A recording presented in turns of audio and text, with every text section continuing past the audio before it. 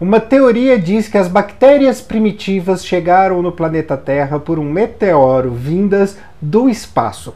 E aqui encontraram um ambiente favorável para se multiplicar.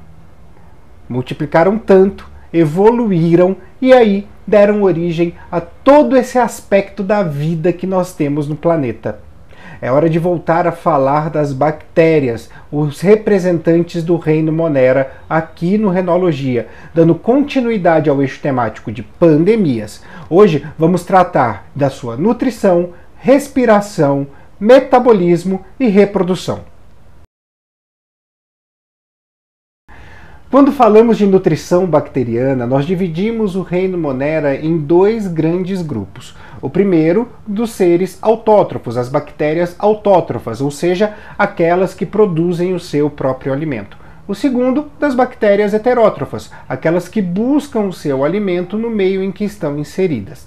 Entre as autótrofas, nós temos um destaque muito grande para as cianobactérias, também conhecidas como cianofícias ou algas azuis. Bem, esse nome ele vem da sua semelhança com as algas. Aliás, ambas algas e cianobactérias são pertencentes ao fitoplâncton. Porém, uma diferença é crucial. As algas são seres eucariontes, ou seja, elas possuem o seu material genético envolto numa membrana nuclear. Já as cianobactérias são seres procariontes, que, como vimos na última aula, têm o seu material genético disperso no citoplasma, no hialoplasma da célula. Bem, claro que quando a gente fala de seres autótrofos, a primeira via, a primeira reação que vem em nossa mente é a fotossíntese. E é exatamente isso que as cianobactérias realizam, a fotossíntese, como mostra aí na imagem o resumo dessa reação.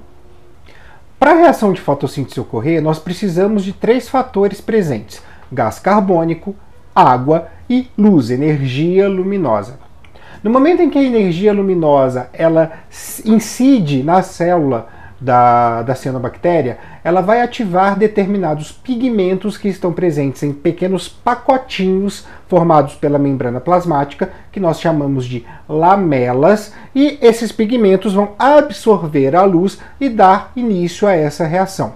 Nós temos 4 pigmentos que podem ser encontrados nas cianobactérias. O primeiro e mais famoso é a clorofila, um pigmento verde que também é responsável por dar a cor verde às folhas dos vegetais. Clorofila, clorofila, clorofila absorve luz, vai formar glicose, depois se reproduz.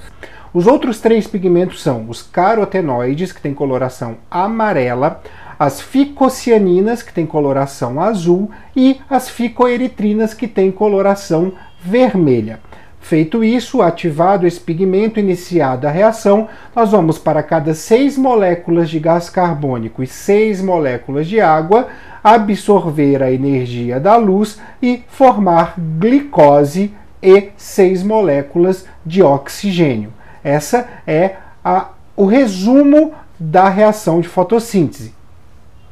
É claro que, vendo a reação de fotossíntese, a gente consegue compreender com perfeição a importância das cianobactérias para o nosso meio ambiente. Elas produzem uma grande quantidade de oxigênio para a gente. Por isso, até os oceanos, que são um dos ambientes no qual elas habitam, são considerados o pulmão do mundo, muito diferente da Amazônia, que praticamente consome quase todo o oxigênio que ela produz. Mas existe também uma outra importância das cianobactérias que deve ser citada, que é o indicador ambiental. Toda vez que a gente tem, por exemplo, uma represa, como acontece aqui em São Paulo, já que eu moro em São Paulo, com a Guarapiranga, e a gente tem aí uma multiplicação muito grande de cianobactérias, num processo que a gente chama de eutrofização, nós temos um indicador de que aquelas águas estão poluídas, ou com compostos nitrogenados, ou com compostos que possuem uma grande quantidade de fósforo.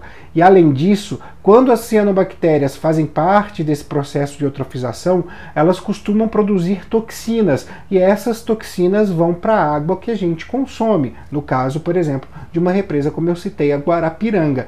Essas toxinas, elas são neurotóxicas e hepatotóxicas, ou seja, fazem mal para o sistema nervoso e fazem mal para o nosso fígado. Então a gente precisa tomar muito cuidado com esse tipo de situação. É um indicador ambiental importante e a gente não deve consumir água que passa por eutrofização, certo?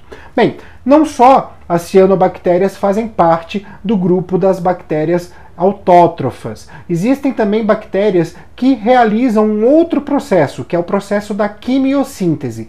A quimiossíntese, na verdade, ela produz estruturas, ela produz subsídios para que a luz não seja necessária nesse processo de produção de matéria orgânica que servirá depois de alimento para o metabolismo energético. Nós temos aí dois grupos fundamentais e importantes para a gente poder falar das bactérias que fazem quimiossíntese. Vamos dar uma olhadinha, porque a gente já aproveita e olha as reações que elas fazem. Eu trouxe dois exemplos de bactérias que realizam quimiossíntese para vocês. Existem mais, mas essas duas aí nos dão exemplos muito bons, tá?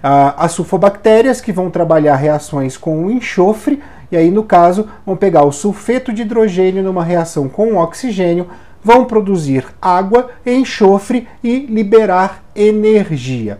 O segundo grupo, o segundo exemplo, são as nitrobactérias, que vão reagir a amônia com oxigênio para formar o óxido nitroso, íons de óxido nitroso, vão formar também íons hidrogênio, água e energia, liberar energia, e aquelas que vão pegar uma reação com o óxido nitroso, com o oxigênio também, e formar aí íons nitrato para liberar também a sua energia.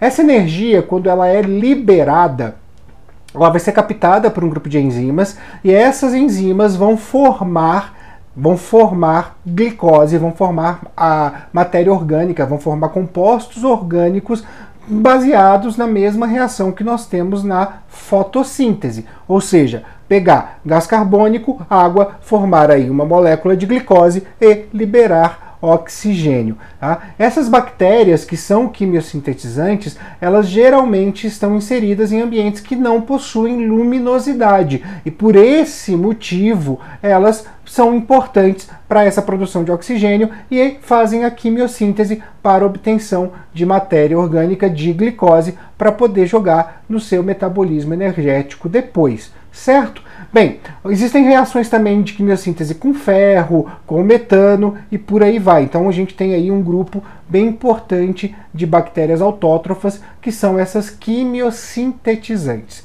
Agora, falando das bactérias heterótrofas, aquelas que buscam alimento no meio em que estão inseridas, a gente vai ter aí exemplos de bactérias que são para nós parasitas, que são também decompositoras e também que fazem parte da flora natural dos organismos superiores. Nós, seres humanos, temos a flora intestinal, temos a flora na pele, temos flora na garganta e por aí vai. Essas bactérias vivem tranquilamente nos nossos organismos sem causar nenhuma doença.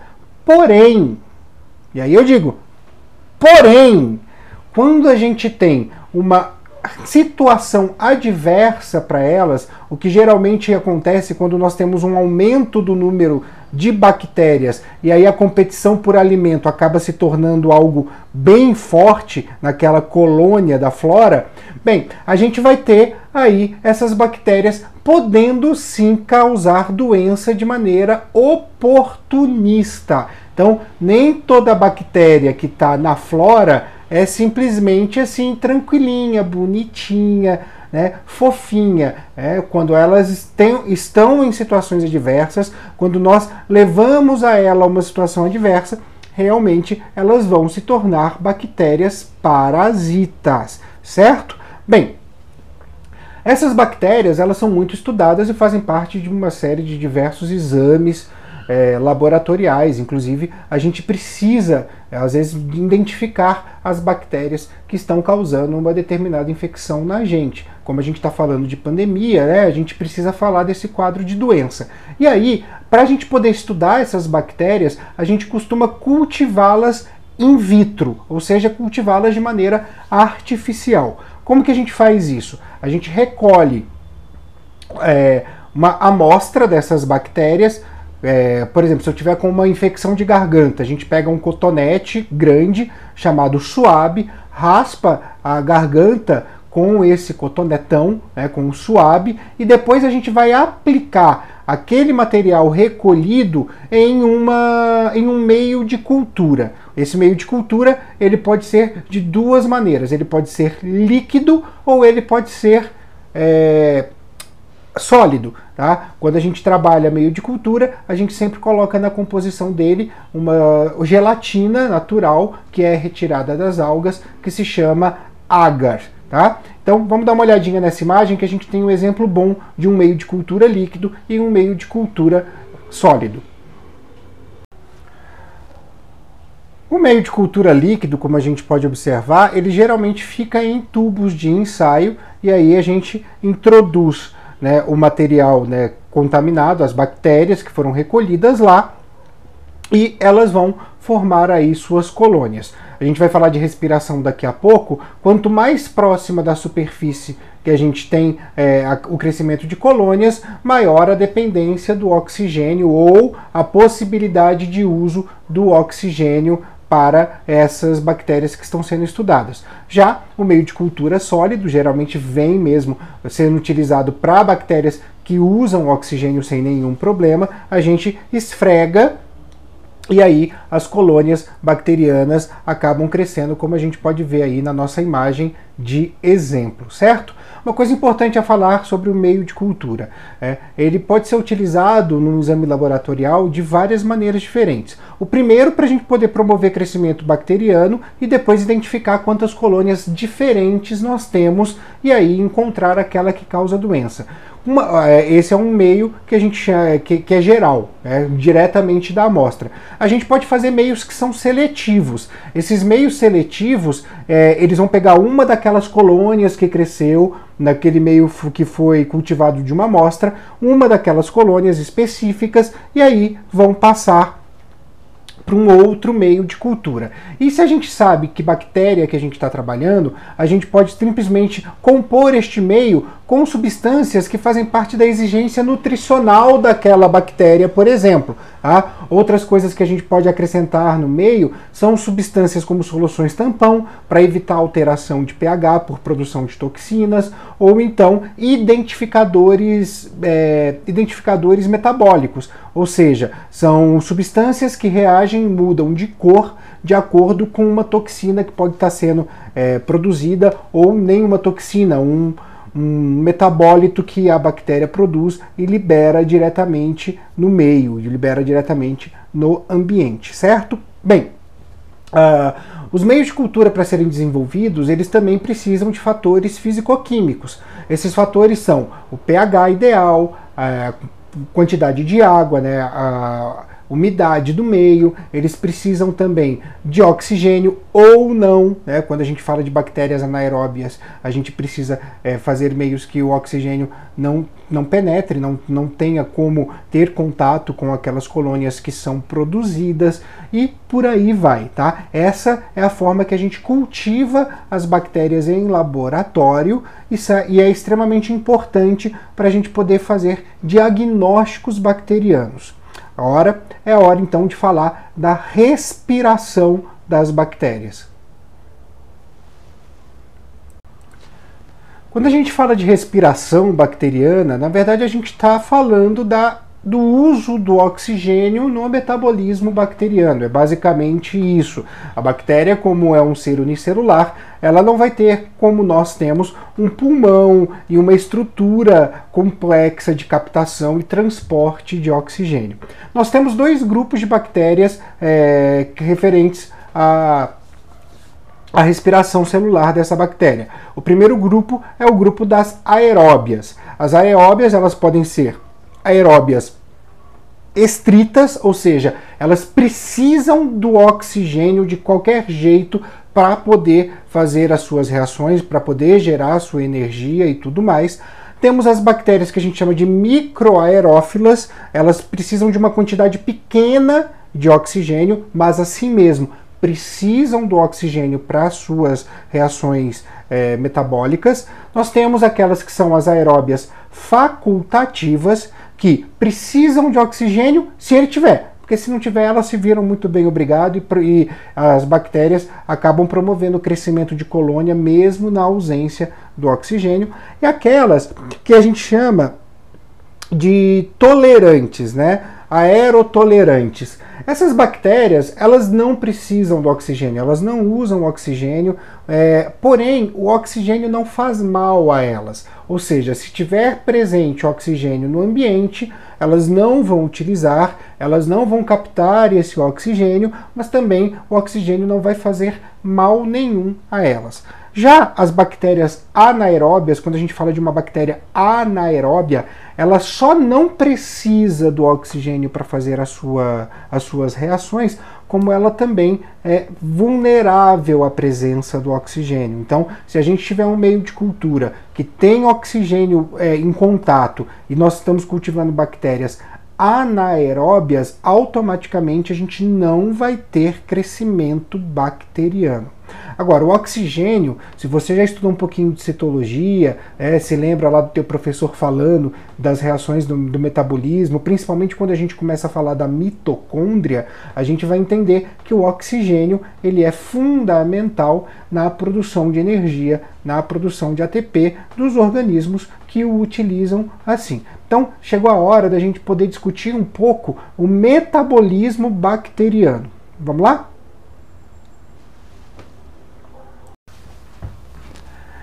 Nós falamos de quimiossíntese e falamos também de fotossíntese.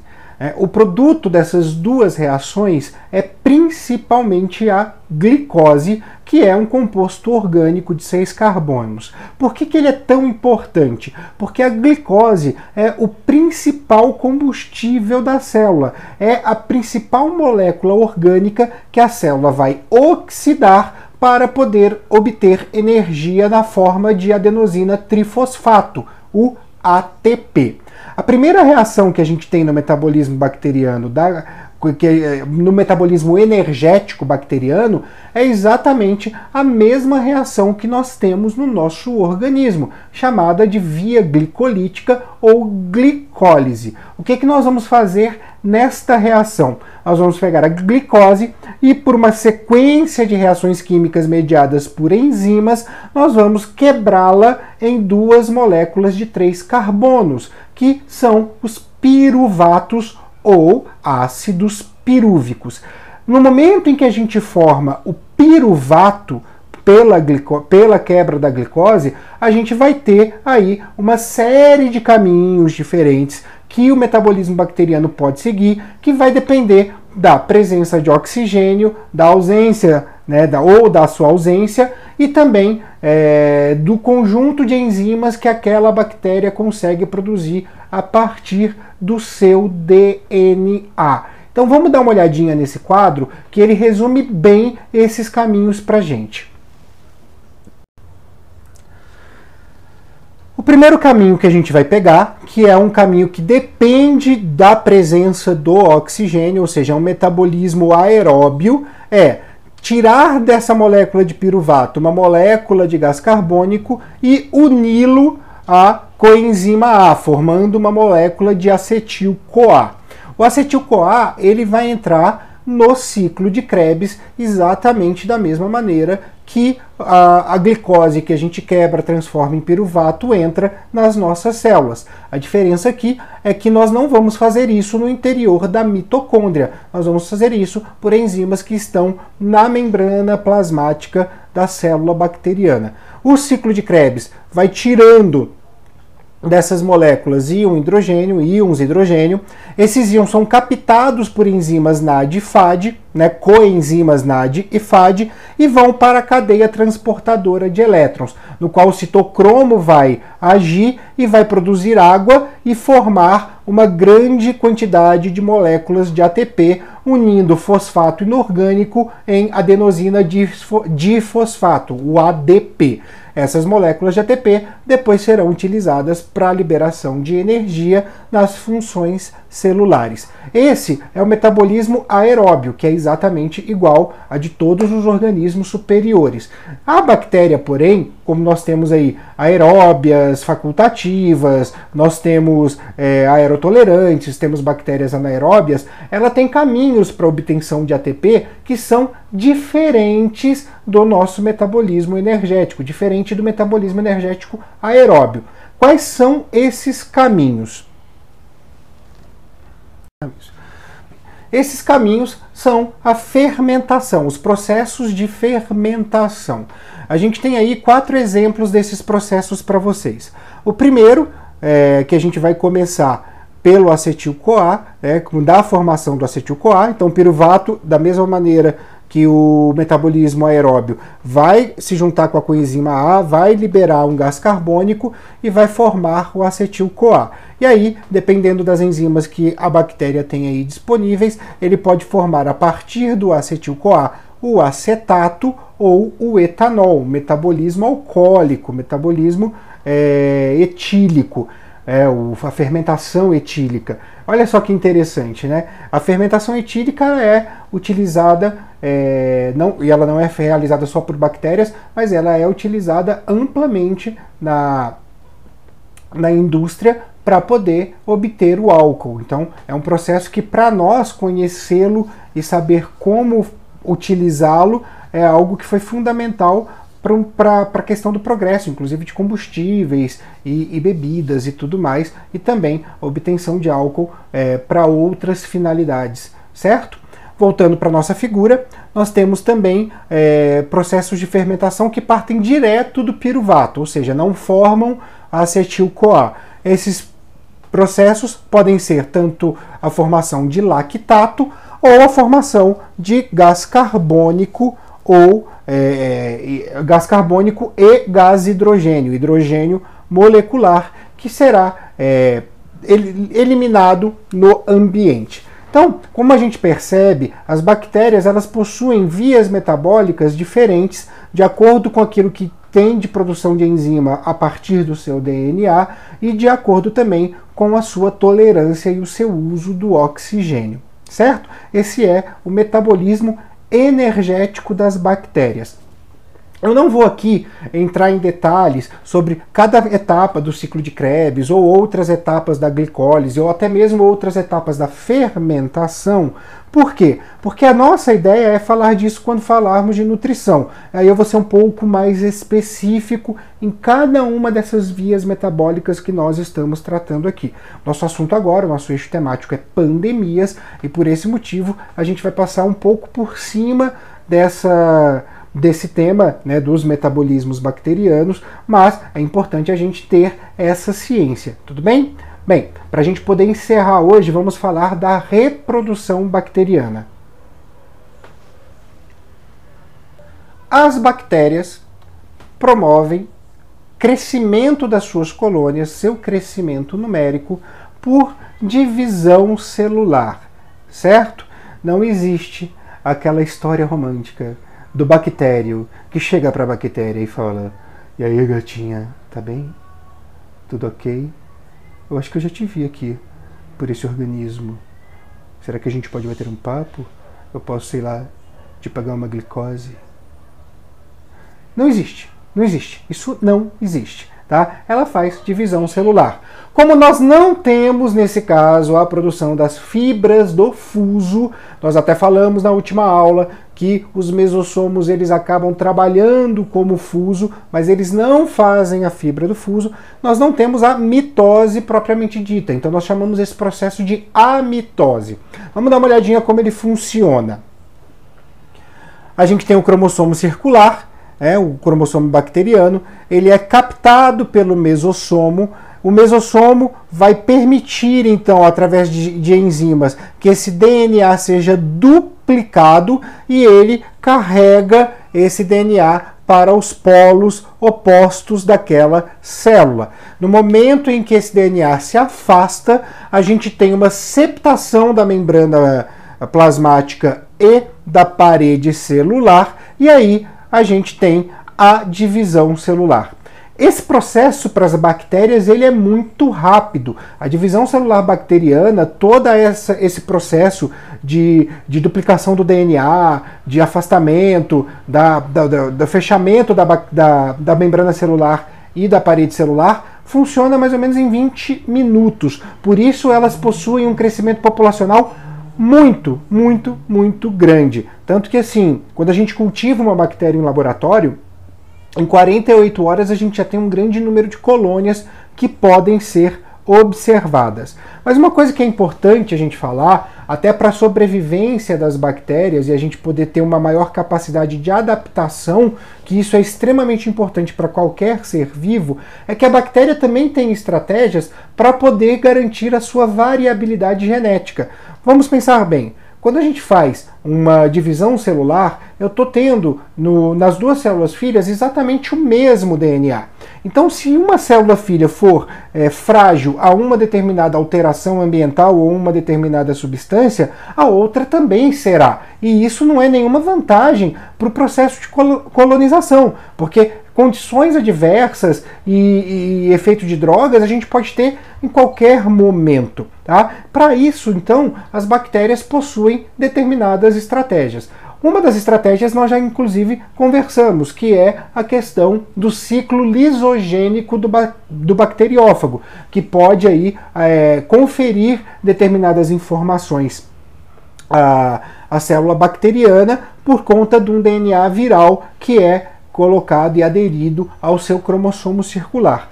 Uma outra forma que a gente tem de fazer essa variabilidade genética é por meio dos plasmídios. E aí a gente vai fazer uma ligação entre duas bactérias através da pile sexual para a troca dos plasmídios. Dê uma olhadinha como isso funciona. Então, como a gente pode ver aí na imagem, esse processo que a gente chama de conjugação bacteriana, ele tem uma união de duas células pelas piles sexuais.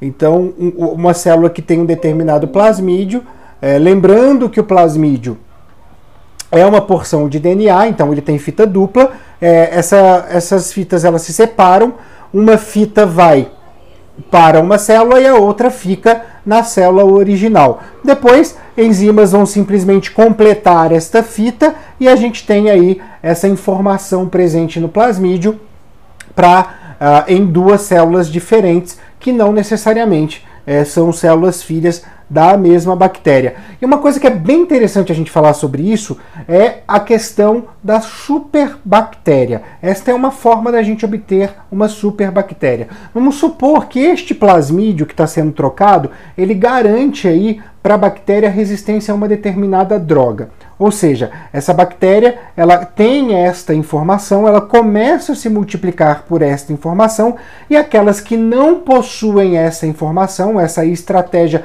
para resistir a uma determinada droga, elas conseguem obter este DNA, este plasmídio, por conta da conjugação bacteriana. Então é um dos processos que forma a superbactéria, que forma essa bactéria resistente a uma série de antibióticos diferentes. Tudo bem? Um outro processo que a gente tem também de variabilidade genética das bactérias é a transformação.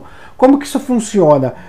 Em alguns meios existem DNA solúveis, que são pequenas porções de DNA que estão lá, soltas no meio, né? Bem aquele estilo. O que eu estou fazendo aqui? Eu sou um DNA perdido. Aê! DNA, alguém sabe da minha casa? Esse DNA ele é absorvido, né, pela bactéria e automaticamente ele se adere ao cromossomo bacteriano. E aí o número de informações diferentes que ele pode conferir à célula são, assim, é absurdo. Então, mais uma vez a gente pode ter aí resistência a drogas, a gente pode ter aí algumas questões que podem conferir patogenia, algumas questões que podem conferir um outro tipo de metabolismo, e aí por aí vai. Então a transformação, que também é um processo comum, ela acontece por essa absorção de DNA solúvel que está no meio para a bactéria e a sua devida incorporação no DNA da bactéria, no cromossomo circular, certo? Bem, a gente termina por aqui. A próxima aula ainda a gente conversa sobre bactérias. É hora de falar das principais doenças causadas por elas, tá? E aí vem aí uma aula completa para isso. Então, lembra você que é novo por aqui, se não se inscreveu no canal, tá aqui embaixo, ó, inscreva-se, ative as notificações, segue também o Renologia no Instagram, @Renologia, porque todas as imagens que eu faço aqui para o canal são disponibilizadas lá com uma pequena explicação, e isso pode aí fazer os seus trabalhos escolares ficarem um pouquinho melhores, assim, mais bonitinhos, porque essas imagens eu permito que as pessoas utilizem sem nenhum problema, elas estão com seus direitos livres, tá? Então, a gente se vê na próxima aula. Um grande beijo para vocês e até mais!